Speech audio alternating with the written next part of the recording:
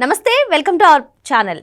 YSRCP state coordinator Sajjala Ramakrishna Reddy సంచలన వ్యాఖ్యలు చేశారు. 2019 ఎన్నికల కన్నా ముందు 40 లక్షల ఓట్లను తొలగించింది ఆనాటి టీడీపీ ప్రభుత్వం, చంద్రబాబు నాయుడు గారు అంటూ ఆయన చెప్పినటువంటి వ్యాఖ్యలను ఏ విధంగా చూడాలి? మరి నిజంగానే ఓట్లను తొలగించారా? ఇప్పుడు ఓటర్లను జాగ్రత్తగా కాపాడాలి అంటూ ఆయన సూచించిన తీరును ఎలా చూడాలి తెలుసుకునే ప్రయత్నం చేద్దాం. దీన్ని విశ్లేషించడానికి మనతో పాటుగా ఉన్నారు ప్రముఖ ఆర్థిక, రాజకీయ, సామాజిక విశ్లేషకులు అప్పసాని రాజేష్ గారు.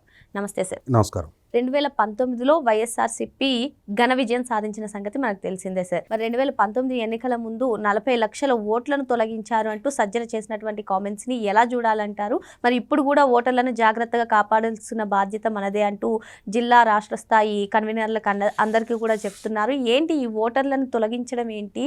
వాస్తవమేనా? ఆయన కామెంట్స్ ని ఎలా చూడాలంటారు? మామూలుగా మనకి వాడుక భాషలో పాపులర్ 2 సామెతలు ఉన్నాయి.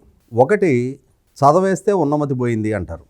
రెండోది అయ్యవారం చేయబోతే కోతి అయ్యింది అంటారు. ఇప్పుడు చదవేస్తే ఉన్నమతి పోయింది అనేది ఐడియా ఉంది కదా నీకు? బాగా చదువుకొని మంచి విజ్ఞానాన్ని సంపాదించి రాణిస్తారనుకుంటే అసలు ఉన్న బేసిక్ సెన్స్ కూడా పోయింది అని చెప్పని.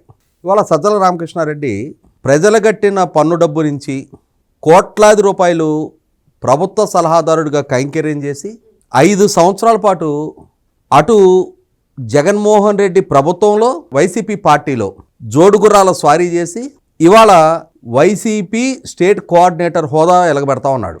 ఆయన ఏం చెప్తా ఉన్నాడు? 2019 ఎన్నికల్లో ఆ ఎన్నికలకు ముందు చంద్రబాబు నాయుడు గారు 40 లక్షల ఓట్లు తొలగింపు చేశారు అని చెప్పని. ఆ ఎన్నికల్లో విజయం ఎవరు సాధించారు? వైసీపీ.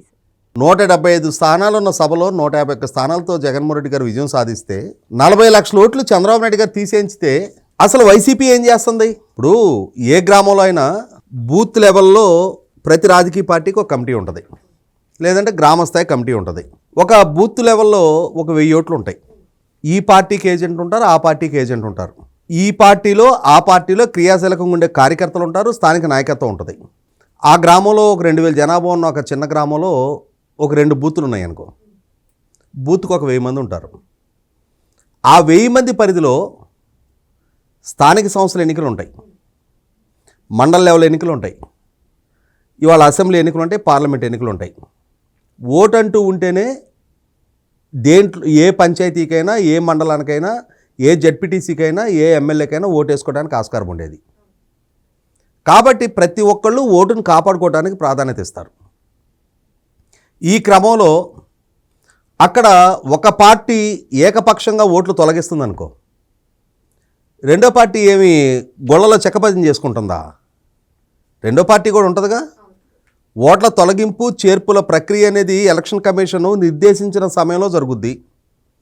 ఆ జరిగినప్పుడు ఒక రాజకీయ పార్టీ ఏకపక్షంగా ఫామ్ 6, ఫామ్ 8 సబ్మిట్ చేస్తుంది. వాళ్ళకు అనుకూలమైన ఓట్లు చేర్పులకి, తమ ప్రత్యర్థుల ఓట్లు తొలగింపుకి.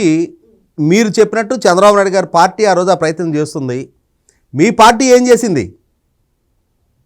ఏకపక్షంగా రాష్ట్ర వ్యాప్తంగా 40 లక్షల ఓట్లు అని అంటే 175 నియోజకవర్గాల్లో ఆన్ అండ్ యావరేజ్ ప్రతి నియోజకవర్గంలో కనీసం 20,000 కంటే ఎక్కువ ఓట్లు కదా. ఒక్కొక్క నియోజకవర్గంలో 20,000 కంటే ఎక్కువ ఓట్లు తొలగిస్తుంటే అసలు మీ పార్టీ ఏం చేస్తుంది? అంటే అసలు మీ పార్టీ యంత్రాంగం అంత చేవదచ్చి అంత నిస్సత్తుగా తయారైపోయారా? మరి పార్టీ అధినేతగా మీ జగన్మోహన్ రెడ్డి ఏం చేస్తున్నాడు? మరి ఆ రోజు కూడా నువ్వు అదే పార్టీలో ఉన్నావు కదా.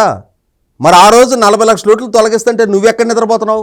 కాబట్టి ఇవాళ ఆ రోజు అంటే 40 లక్షల ఓట్లు వాళ్ళు తొలగించుకోవటాన వాళ్ళ ఓట్లన్నీ పోయి మీకు విజయం దక్కిందా? పొరపాటున వాళ్ళ ఓట్లు తొలగించుకున్నారా? అంటే ఇవాళ ఇంతటి ఘన విజయం వాళ్ళకి దక్కిన ఎన్నికలలో ఈ విధమైన అసంబద్ధ ప్రస్తావన తేవటం ద్వారా నేను ఇందాక చెప్పినట్టుగా అనుభవం పెరిగే కొంది, రాజకీయాల్లో ఎక్స్పీరియన్స్ అండ్ ఎక్స్పర్టైజ్ పెరిగే కొంది ఉన్నమతి పోతున్నట్టుంది. ఇక ఇదే సందర్భంలో అసలు ఓట్ల తొలగింపుల గురించి మాట్లాడే నైతికత వైసీపీ పార్టీకి కానీ సజ్జల రామకృష్ణారెడ్డి కానీ ఉందా? 5 సంవత్సరాలు వీళ్ళకి అధికారం దక్కింది. ఈ అధికారం దక్కిన తర్వాత వీళ్ళు చేసిన నిర్వాకాలు కొన్ని కేసు రెఫరెన్సెస్ చెప్తా నేను. వీళ్ళు అధికారంలో ఉండగానే రాయలసీమ తూర్పు పశ్చిమ నియోజకవర్గాల పట్టభద్రుల ఎలక్షన్స్ వచ్చినాయి, ఎమ్మెల్సీ. ఆ ఎలక్షన్స్ వస్తే రాయలసీమ తూర్పు పట్టభద్రుల ఓటర్ లిస్టు చూస్తే తూర్పు పశ్చిమ రెండు ఆ ఓటర్ లిస్టులు చూస్తే దాంట్లో మనకి సహజంగా పట్టభద్రుల ఎన్నికలు అని అంటే only graduates are eligible to enter in to that voter list, enrol in to that voter list. ఇది తీసేయండి, మళ్ళీ చెప్తా. Only graduates are entitle to enrol in to that voter list.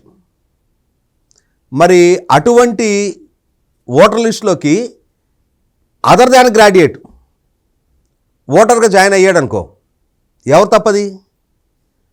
ఆ ఓటర్ల లిస్టులు ఎన్రోల్ చేసింది రాష్ట్ర ప్రభుత్వ యంత్రాంగం ఎలక్షన్ కమిషన్ ఆధ్వర్యంలో చేసింది. ఓటర్ లిస్ట్ ఒకసారి చూస్తే ఎడ్యుకేషన్ క్వాలిఫికేషన్ 5వ తరగతి, 10వ తరగతి, నిల్. నేను కూడా బీయింగ్ గ్రాడ్యుయేట్ ఆన్లైన్లో నేను ఓటర్గా ఎన్రోల్ అవుదామని చెప్పని ట్రై చేసినప్పుడు ఒరిజినల్ పట్టా అడిగారు. నేను అప్పటికి ఒరిజినల్ పట్టా తీసుకోలే. దాంతో నేను నాగార్జున యూనివర్సిటీకి అప్లై చేసుకొని, నేను నాగార్జున యూనివర్సిటీలో నాది ఎప్పుడో 1990లో నా డిగ్రీ అయిపోయింది. ఇన్ని సంవత్సరాలు లేటు చలన కట్టి అప్పుడు తీసుకున్న పట్టా నేను. అంటే ఒక ఒరిజినల్ గ్రాడ్యుయేటే ఇంత కాంప్లికేటెడ్గా ఉండే దగ్గర 5వ తరగతాలని 10వ తరగతాలని, ఇంకా సిగ్గుచేటైన విషయం ఏంటంటే ఎడ్యుకేషన్ క్వాలిఫికేషన్ నిల్లని ఉన్నాళ్ళు కూడా పట్టభద్రుల ఓటర్ లిస్టులో ఉన్నారు.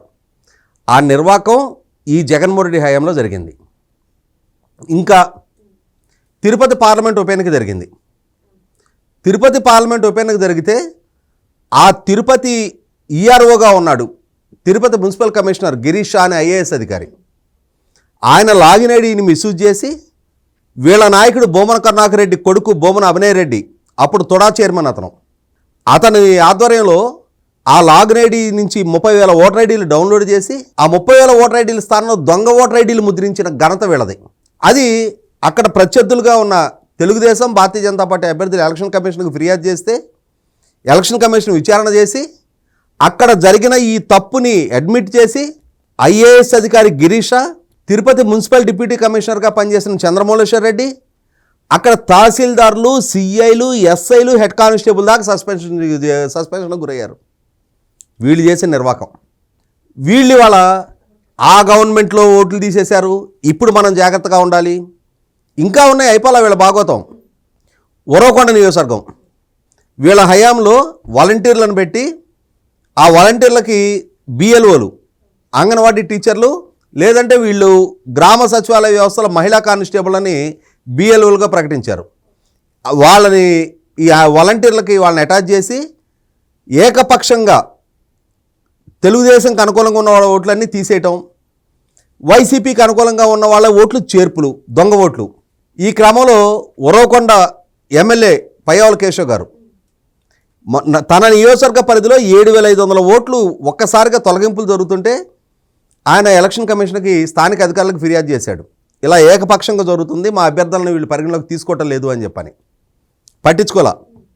స్టేట్ ఎలక్షన్ కమిషనర్కి విత్ ప్రూఫ్లు ఈ ఓట్లు తొలగింపులో పెట్టారు, వీళ్ళు గ్రామంలోనే ఉంటున్నారు, అయినా సరే తొలగిస్తున్నారు అని చెప్పని ఆయన స్టేట్ ఎలక్షన్ కమిషనర్ని అప్రోచ్ అయినా పట్టించుకోలే. చివరికి ఆయన అపాయింట్మెంట్ తీసుకొని సెంట్రల్ ఎలక్షన్ కమిషన్ దగ్గరికి వెళ్ళి పూర్తి ఆధారాలతోటి వాళ్ళకి మొత్తం ఎక్స్ప్లెయిన్ చేస్తే అప్పుడు వాళ్ళు వచ్చి ఎంక్వైరీ చేసుకొని ఆ ఉరవకొండ నియోజకవర్గ ఈఆర్ఓగా పనిచేస్తున్న భాస్కర్ రెడ్డి, అనంతపూర్ జడ్పీసీఈఓ, అతను సస్పెండ్ చేశారు. అతనికంటే ముందు అదే పదవిలో పనిచేసిన మహిళా అధికారిని, ఆమె తర్వాత అక్కడి నుంచి ట్రాన్స్ఫర్ అయ్యి వచ్చి బాపట్ల హెచ్ఆర్డీ సెంటర్లో పనిచేస్తుంది, ఆమె కూడా సస్పెన్షన్కి గురైంది. మళ్ళీ తిరిగి పర్చూరు నియోజకవర్గంలో ఇదే ప్రహసనం మొదలుపెట్టారు. అలాగే ఆ ప్రహసనం మొదలుపెట్టిన నేపథ్యంలో పర్చూరు శాసనసభ్యుడు ఏలూరు సాంబశివరావు గారు, ఆయన కూడా ఇలాగే పదే అధికారులను అప్రోచ్ అయినా ఎవరు పరిగణలోకి తీసుకోలా. చివరికి ఆయన హైకోర్టుని అప్రోచ్ అయ్యాడు. హైకోర్టు దీని మీద విచారణ చేయండి అని చెప్పిన ఆదేశాలు ఇచ్చిన పర్యవసానం ఒక సిఐ, 3 ఎస్ఐలు, అట్లాగే తహసీల్దారులతో కూడా సస్పెన్షన్కి గురయ్యారు అక్కడ. ఇన్ని సందర్భాల్లో ఇంతమంది అధికారులని బలిపశువులుగా మార్చి వీళ్ళు ఇక రాష్ట్ర వ్యాప్తంగా బిఎల్ఓలు అయితే 100ల సంఖ్యలో ఎగిరిపోయారు వీళ్ళ దెబ్బకి. వీళ్ళు వాళ్ళు వచ్చి ఎక్కడ లేని ప్రేమ ఎలక్షన్ వ్యవస్థ మీద, ఓటర్ల మీద ఈ ప్రేమ చూపిస్తుంటే అది నెగ్గిన ఎన్నికల్లో చంద్రబాబు ఓట్లు తొలగించాడంట. ఎప్పుడైనా ఏ రాజకీయ పార్టీ ఏకపక్షంగా ఓట్ల తొలగింపులు చేపట్టలేదు. 2019-24 మధ్యకాలంలో తెలుగుదేశం పార్టీకి 23 మాత్రమే శాసనసభ్యులు ఉన్నారు. ఆ 23లో కూడా 4 వైసీపీ తన పార్టీలో జాయిన్ చేసుకుంటే 19 మందే మిగిలారు.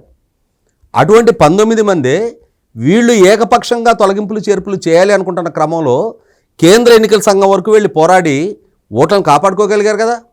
మీరు చేర్చిన దొంగ ఓట్లను తొలగించుకోగలిగారు కదా. అలాగే మీ రాజకీయ పక్షం కూడా క్రియాశీలకంగా ఉంచుకొని తీరాల్సిన బాధ్యత మీది. అంతేగాని మీ రాజకీయ పక్షం చేయాల్సిన పనులు చేయకుండా అప్పుడెప్పుడో 19లో చంద్రబాబు నాయుడు తొలగించాడు అని చెప్పని ఇవాళ జరగని నేరాలని జరిగినట్టుగా చిత్రీకరించడం అనేది వైసీపీకి మొదటి నుంచి అలవాటైపోయిన ప్రక్రియ. నిజంగానే చంద్రబాబు నాయుడు ఆ రోజు ఆ ఓట్లు తొలగిస్తుంటే నిష్క్రియాపర్వం కనుక వైసీపీ వైపు నుంచి కొనసాగించున్నట్టయితే నేడు కూడా వాళ్ళ శ్రేణులు అలాగే నిస్సత్తువుతో అలాగే చూస్తూ ఉంటారు. కాబట్టి మొట్టమొదట రాజకీయ పక్షంగా మీ శ్రేణులను సమాయత్తం చేసుకోండి. ఒక రాజకీయ పక్షంగా మీ విధులేంటో మీ శ్రేణులకు తెలియజెప్పండి. స్థానికంగా బూత్ లెవెల్లో సోషల్ మీడియాలో కూర్చొని బూతులు రాయటం కాదు, బూత్ లెవెల్లో కార్యకర్త ఏం చెయ్యాలో మీ శ్రేణులకి ఆ నైపుణ్యాన్ని నేర్పండి. మొట్టమొదట అసలు పోల్ మేనేజ్మెంట్ అంటే ఏంటో, రాజకీయ పార్టీ నిర్వహణ ఎలాగో మీరు నేర్చుకుంటే మీ శ్రేణులకి మీరు నేర్పగలుగుతారు. మరో అంశంతో మళ్ళీ కలుద్దాం. Thank you sir.